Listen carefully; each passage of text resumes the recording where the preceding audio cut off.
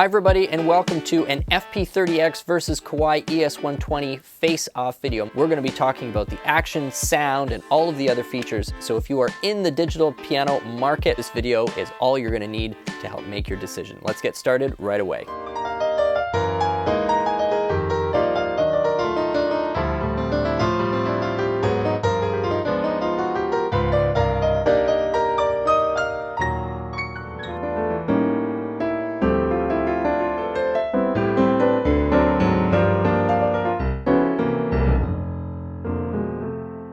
Kawai's ES110 was widely regarded as one of the best values out there for people who were seeking a great action and a great piano tone. It didn't have a ton of features on top of that. It was largely a nice portable instrument that I think punched above its weight when it came to its price, specifically in those two areas, action and sound and speaker quality overall. So the ES120 has a lot to live up to. We've already done a comparison of it versus the newer Yamaha P125A, and today we're going to be comparing it to Roland's FP30x. On the Kawai, it is coming to us with 192 notes worth of polyphony. It is coming through a pair of 10-watt speakers. That's 10 watts as rated by Kawai, and an updated or a refreshed SKEX sample set, as well as the EX sample set.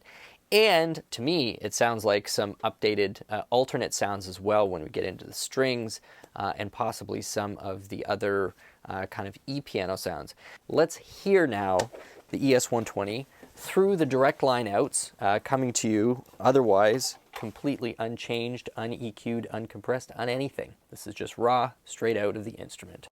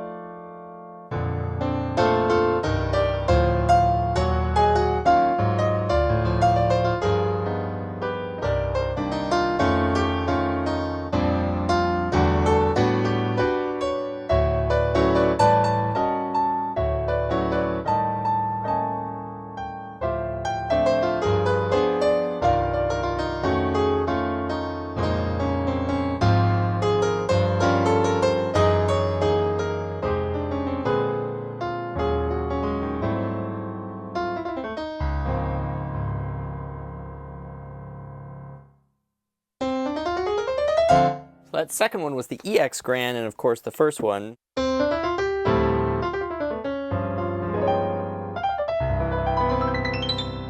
is that SKEX sample that we're very used to at this point. It's been part of the Kawai sort of infrastructure, sound infrastructure, for many years now.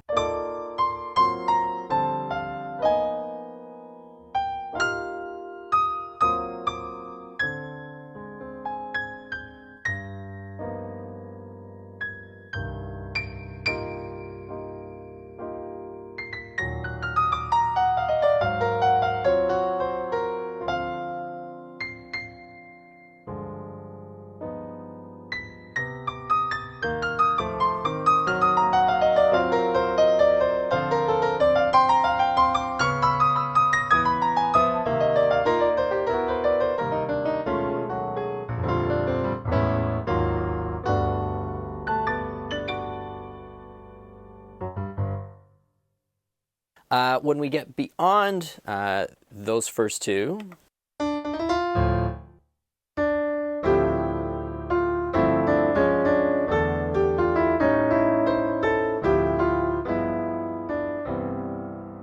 we get into some definitely lower fidelity or just not as deep a sample.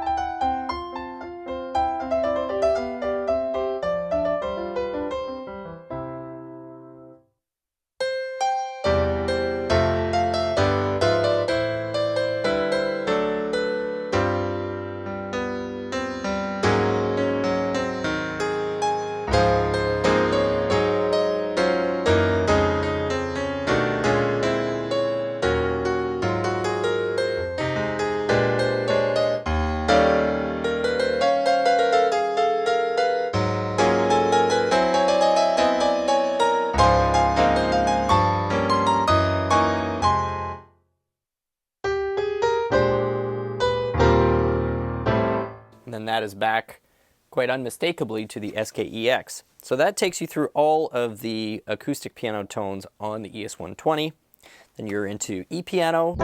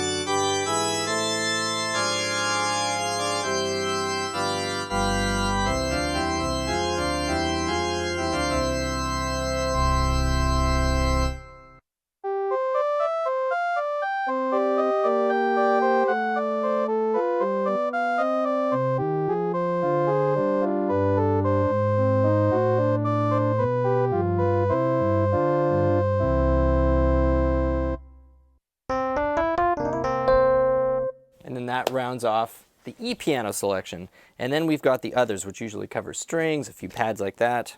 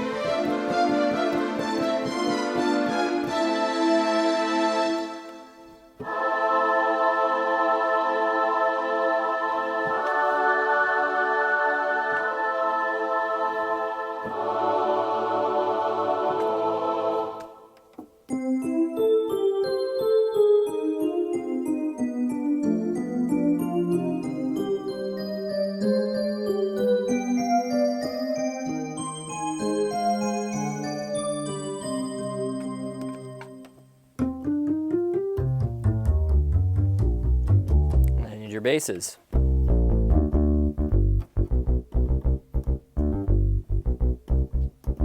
And that pretty well rounds out all of the sounds that you're going to get on the ES120. I would say that quite differently from past Kawai products in this price range, rather than just having a couple of core acoustic sounds which are really solid and getting into some other sounds which felt quite dated and almost sort of like General MIDI 2-ish. A lot of these tones have been improved or modified to my ear anyway. They all sound, or at least virtually all of them sound, quite usable and quite professional in terms of the fidelity, in terms of the quality of the sample. But there's no doubt to me that the biggest focus here has been getting both a speaker presentation as well as a headphone presentation really happening at about the highest level on the acoustic piano front. If we go back to just your core sound,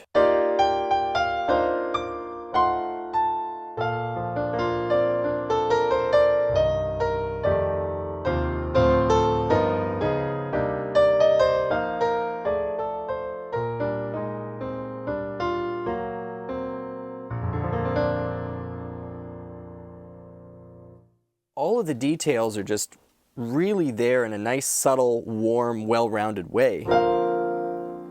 It just sounds full. It doesn't sound like super compressed or like there's any sort of weird, hard EQs happening.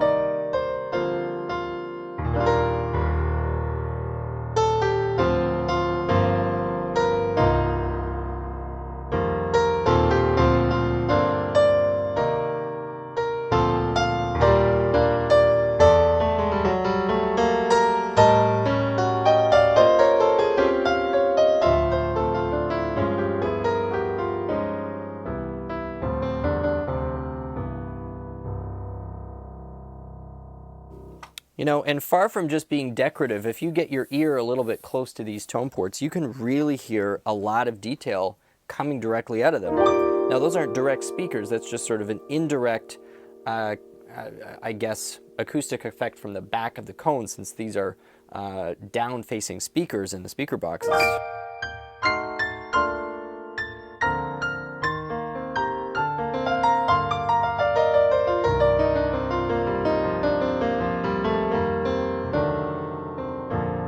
But just like, say, some of the more recent Casio products out there, it is there. Now you can get into, or I should say under the hood of that acoustic piano tone with some of Kawai's companion apps, and those can be connected either by wire or through the Bluetooth connection. So you can get in there and start mucking with that harmonic imaging engine, affect some of the various resonance engines that are happening on that. I believe there's 17 parameters, 16 or 17 parameters that are editable when it comes to editing that SKEX core sample, maybe even the EX as well, but I know for sure on the SKEX,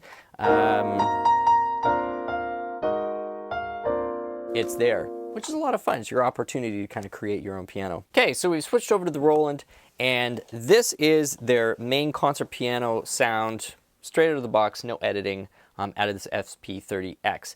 Now this is coming to you with 256 notes worth of polyphony. It is coming through their newest BMC chip, which gave them some additional processing power, which they then used to increase some of the complexity of the algorithm around their sample-based supernatural piano engine. And this is coming to you through a pair of 11-watt speakers. Virtually all of the sound that we're hearing, except for maybe some resonant tone coming off the body of the instrument, is downward facing.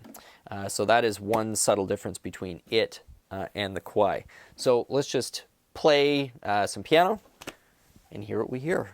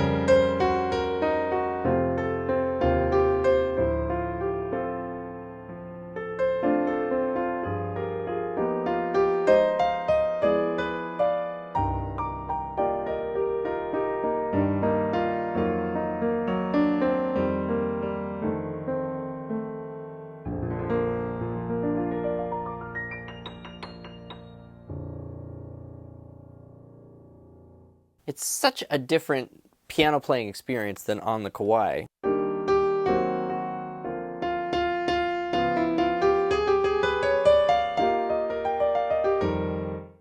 When we're talking in the upper dynamic range, the sharpness of the higher end of the notes is more pronounced on the Roland. Just the attack and just even the sustain just has much more of a treble bias to it when you're up in those fortissimo ranges.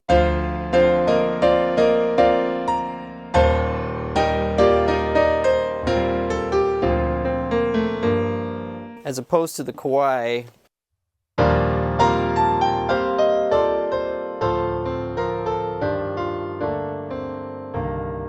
where what comes out more when you're usually pushing, rather than having that core timbre really sharpen up, you start to just get more of this surrounding color and thickness on the Kawai as you push it.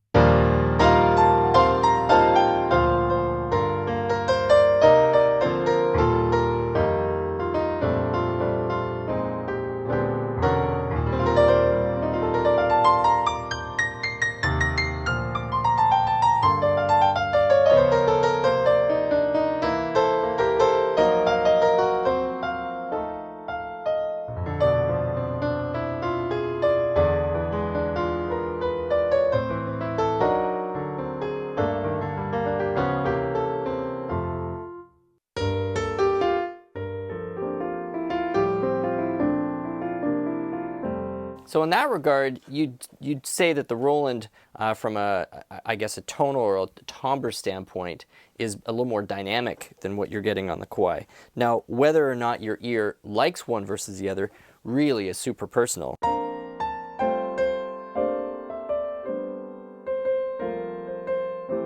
For me, if I was playing on my own, the Kawai is more of a natural fit for kind of what I like the piano to do or behave like. But if I'm playing in some sort of an ensemble or anything where I'm looking for some real punch, you know, the Roland's giving me that punch when I want it, but there's still quite a bit of subtlety to the sound when I'm playing in kind of the lower and middle dynamic range.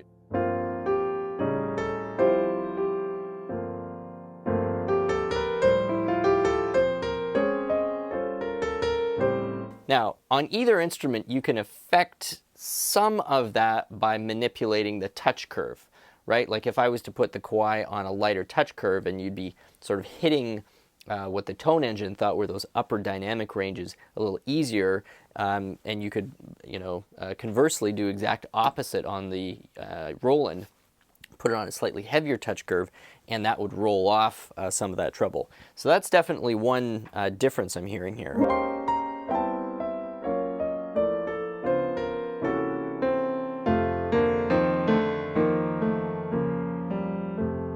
One more observation before we run through some of the core tones on the FP30X is that generally it sounds like the speakers, and I hear this even when I'm using headphones on this, there's a bit of a squished mid-range on the Roland, and this I would say is somewhat characteristic of a lot of the Roland stage pianos. I definitely hear a completely different direction in what Roland is doing with their latest LX and HP series. There's a lot more complexity and fullness in the mid-range, not just in the signal, but how the speakers are presenting that. But when you've got a Roland slab and you're throwing it through an amp, anybody who's been using Roland for a while, I think will know that the mid-range has always been something that isn't necessarily like big and fat and warm. They tend to have a bit of a V when it comes to how the sonic texture of these instruments. I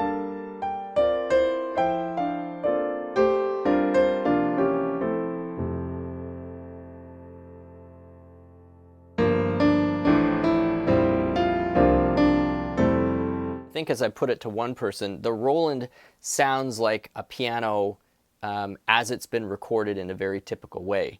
The Kawai sounds like a piano before it's been recorded, if that kind of makes any sense. Now let's run through some of the other sounds that we get with the Roland.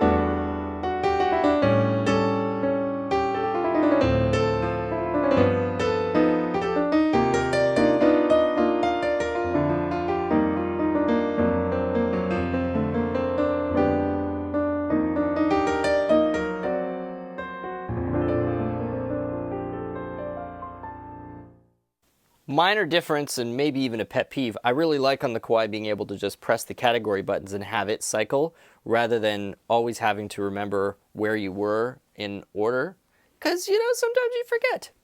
Like, for instance, right at this exact moment, I don't exactly remember where I am. So pressing this piano button over and over again will not cycle you through, nor will the E-piano or other.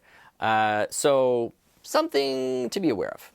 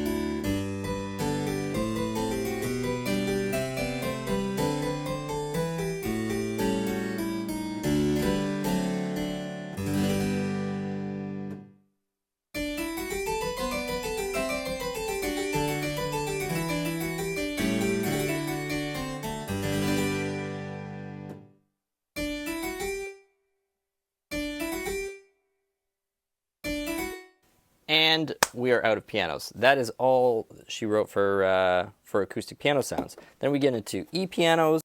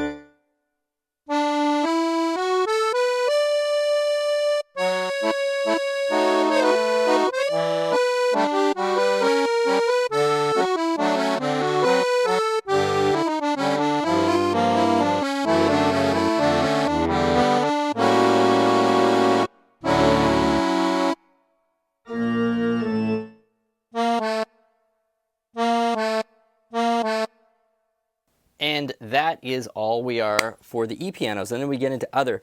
Not going to do any more on here because there is significantly more instruments available on the FP30X than on the ES120. So just wanted to go through the ones that were roughly comparable. But as you can hear, the selection of the electric piano sounds and just generally other keyboard sounds is more extensive, and I would say that it's definitely a higher quality on the FP30X. Some of those church organ samples are extremely good, very, very high quality. Some of electric organs, I would also say, are very, very usable. Some of them get into kind of cheesy territory, for me anyway, personally, but many of them are quite usable, very, very usable. And I would say 3 or 4 of the acoustic piano tones as well, you know, would rate very highly in my books. Anyway, that's the comparison of tone, with obviously most of the emphasis of our chat today on the acoustic piano side of things. We're going to be right back with a chat on action.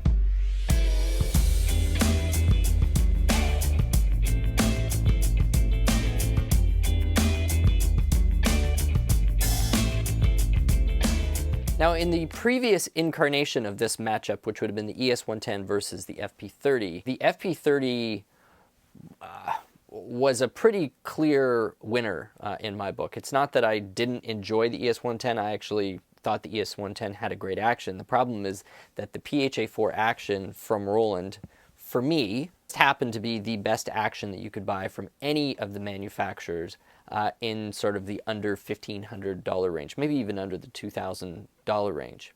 And until some of these other manufacturers like Kawai or Casio started making some improvements to those actions in the lower price tiers of these 88-note instruments, I just, you know, it was almost a foregone conclusion that I was going to prefer the PHA4 action. And it isn't just for the snobby stuff, like that it has a triple sensor or it has escapement. The triple sensor is something that you rarely would be able to detect in a normal playing situation. It really can help and increase the accuracy of your MIDI output if you're using it for triggering, or if you're doing some pretty, you know, crazy percussive stuff, if you're playing some Latin stuff or maybe some funk R&B, the triple sensor can help avoid some weird double hitting sometimes that happened with earlier versions of double sensors. But aside from all that, I just liked how it felt. I liked the build quality. I really liked the texture on the keys. It was just, for me, it was a favorite. The ES120 comes still with the the RHC, which stands for Responsive Hammer Compact Action from Kawai. But don't let that fool you. There have been improvements. This comes with increased padding, and it also comes with some beefed up components within that action to prevent any clicking sort of over the long term, as well as just quiet the action down by increasing the stiffness of the key bed and how it's cushioned. Any acoustic piano player will know that the key bed of a piano has like a shockingly big impact on your impression of the piano that you're playing. If you have give in the key bed, or if you have a key bed which is not sufficiently reinforced, you really can feel a difference in your connectedness with that instrument. So, and that's right across all manufacturers. It's not a, you know, it's not a line I've been fed. This is very, very real. So on the ES120, they have stiffened the key bed, they've increased the cushioning, and it really has made a pretty big difference to how this instrument plays.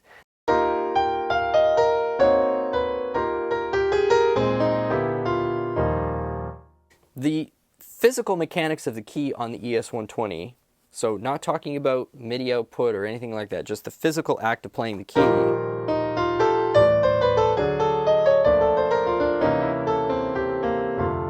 for me, now feels just as enjoyable as playing on the FP30X.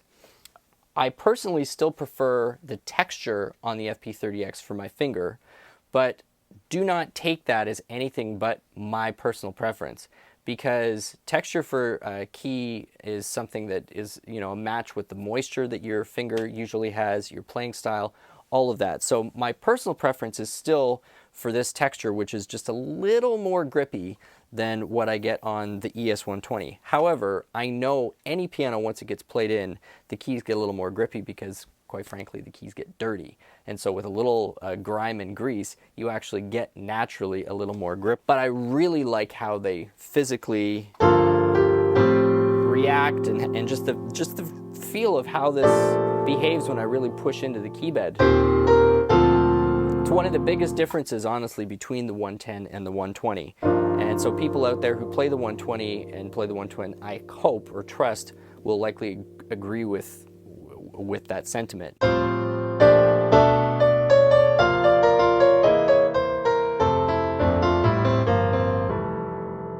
So those are my thoughts on the Action. Double sensor, no escapement. Triple sensor, escapement. Where is that going to make a difference? I already mentioned about the triple sensor. The escapement part for me, personally, again, it does increase my sense of control when I'm playing in the really softer dynamic ranges. Kawai puts escapement simulation on all of their high-end Actions. So it's not like this is a philosophical difference. This is just, you know, cost and, you know, tiering the product. So there's no escapement on here, and but we do have it on there. Anyway, moving on to the third section, where we are going to be talking about other features and rounding out this comparison.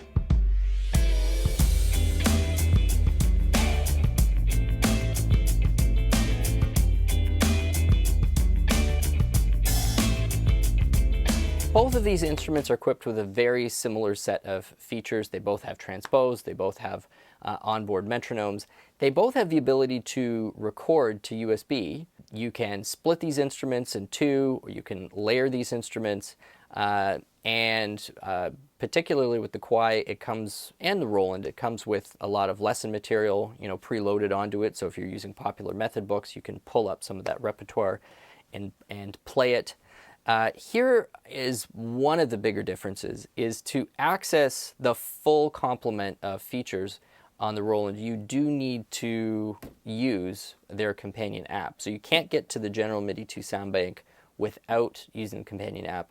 You can't use another feature that's sort of auto accompaniment or you know, rhythm with harmonic rhythm accompaniment. You can do that through the app. You can't access it if you're just using the instrument on its own. The Kawai, you can pretty well access everything that you need to from the instrument itself, but here's the big caveat. You do need the manual because they are all accessed through shortcut key commands. One thing that I will give Roland credit for is that for your most typical functions, they've got these little cheats that are printed along the front here that do make it a little easier for things like data entry, transposing, and just not having to memorize exactly where all of those shortcuts are. On the Kawai, you're going to need your manual out and doing a little bit of memorizing or just having that manual handy until you know the typical ones that you're going to want to use. So that is going to include a lot of your transpose functions. It's going to include a lot of your edits to, you know, your brilliance or your touch curve or anything like that. On the Kawai, this will record USB audio. Now this doesn't mean that it will output with USB audio, but it does mean that you can put a USB key in here and you can generate MP3 and WAV. This is very handy for people who are creating quick rehearsal tracks, or even just wanting to record themselves and quickly and easily get it onto a computer for further editing or whatever. You do the same on the Roland. However, the Roland is equipped with a USB audio interface driver and obviously the circuitry that goes along with it, which means that you can wire this into a computer and this becomes your interface. So there's a digital flow of audio information back and forth two ways. So anything that your computer is creating, you know, sound-wise, will go to the Roland, and this is where it's converted into listenable audio, and it'll come through either the speakers or the headphones. Likewise, all of the sound being generated from the FP30 can be transferred to your computer if you want to record it straight into, say, a DAW. If you wanted to do that on the Kawai, you can certainly do so, but you're going to need to use another interface. This is a feature that I think a fairly small percentage of the public is aware of and really knows how to utilize, but for those that have it or know about it, FP30X has got your back. Should also mention that now that the Yamaha P125A has removed that function, this one is basically the only one in the entire market in this price category that has the USB audio interface. Both of these instruments come with available matching stands. You can get a triple pedal with both of them, and they also come in a number of colors. With the Roland, it's black and white. With Kawai, it's black-white, but they've got this really cool gray that I have seen photos and video of. I think it looks sleek. It almost has just like a hint of like a champagne-y, goldy sort of color to it. Like there was a couple of shots where it almost looked like that iPhone kind of matte gold look that some of the new iPhones have. It's a very, very cool look. So here are some final thoughts. To me, the acoustic piano playing experience on the ES120 is what I prefer. If I'm playing on my own, if I'm just in an apartment or whatever, even though the action on here is a little bit more slippery than on the Roland or than I'm used to, I know that in a very short amount of time, those keys are going to get a little more grippy, and that would be fine. What I'm left with is a piano that has all kinds of subtlety that I can hear a little bit better because of the tone ports when I'm just playing solo piano or maybe even recording or possibly playing with a vocalist or one other musician. That would be, I know, kind of where my ear would float. However, does have a fairly limited number of sounds outside of that, even though those sounds are quite usable. So I would say you've got your organ, Rhodes, and whatever your choice of piano is. So that works for that, as well as for people who really like that nice, warm, round sound in a live playing environment. This is going to work very, very well as a gigging piano as well. Over on the Roland, you've got an instrument which is practically tailored to be in a live setting. I think it works incredibly, the way they've shaped that sound makes its way into a mix a lot more naturally than the Kawai would. It does create what sounds at times to be a less organic piano playing experience in person when you're comparing it next to this. Still very enjoyable, just that middle doesn't have the same sort of color and lushness that you get out of the Kawai. But in so many settings, that would get lost anyway, and you want something that can really punch but still give you some subtlety when you're just playing on your own. The features, a little bit different here and there, but every individual is going to cut through all those extra specs and decide what's the best fit for them. Musically, I hope those observations have been helpful to everybody out there. Two incredibly enjoyable pianos for, I would say, slightly different purposes or slightly different use cases.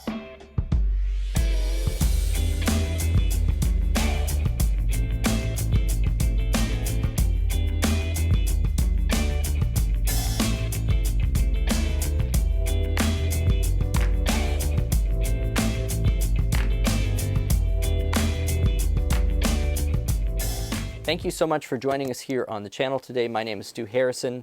If you have enjoyed this comparison and found it useful, please consider subscribing. We would love to have you here. I would love to have you here commenting and just being a regular viewer and appreciating and loving all things pianos. We certainly do. My name is Stu Harrison, and we'll see you again soon.